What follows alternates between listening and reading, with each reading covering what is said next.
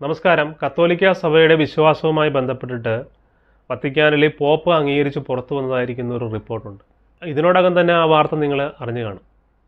അതായത് കത്തോലിക്ക സഭയിലെ കുറേ അധികം ആൾക്കാർ വിശ്വസിച്ചിരുന്നത് മാതാവ് എന്ന് പറയുന്നത് സഹരക്ഷകയാണ്, അല്ലെങ്കിൽ മധ്യസ്ഥയാണ്. കത്തോലിക്ക സഭയുടെ വിശ്വാസ പ്രമാണം അടിസ്ഥാനപരമായിട്ട് നമ്മൾ എടുത്ത് പരിശോധിച്ചു കഴിഞ്ഞാൽ അവർ വിശ്വസിക്കുന്നതെന്ന് പറഞ്ഞാൽ പിതാവ്, പുത്രൻ, പരിശുദ്ധാത്മാവ് എന്ന് പറയുന്ന ത്രിയേക ദൈവത്തിലാണ് അവർ വിശ്വസിക്കുന്നത്. അതാണ് കത്തോലിക്ക സഭയുടെ അടിസ്ഥാനപരമായിരിക്കുന്ന ഡോക്ട്രിൻ ഇതുമായി ബന്ധപ്പെട്ടിട്ടുള്ളത്. എന്നാൽ അതിന് ഘടകവിരുദ്ധമായിട്ട് പലരും ഈ സ്ഥാനം, യേശുക്രിസ്തുവിൻ്റെ സ്ഥാനത്തേക്ക് കടന്നു വരികയാണ്.